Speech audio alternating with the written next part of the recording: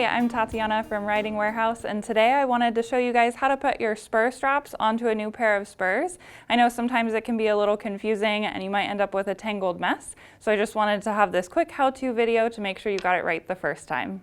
Okay, so in order to get started, what I like to do is just orient myself around the spur. These ones have a little bit of a curve down in the spur, so you know that this is going to be, that's downward and this is upward, so that's always helpful. And then these also have this handy little logo, so you can make sure that you're reading that right side up. And the logo is also going to be to the outside, so this would be your left spur. And then what you do is you take your spur strap and you make sure that you're going to have the buckle on the outside.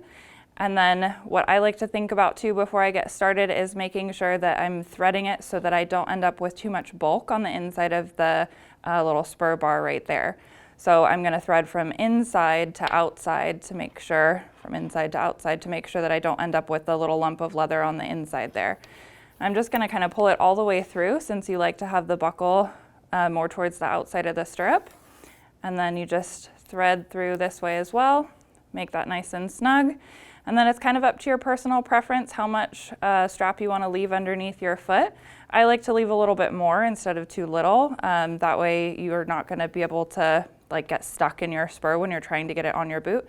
And again, I just threaded from inside to outside on this lower bar of the spur and then back up through this way.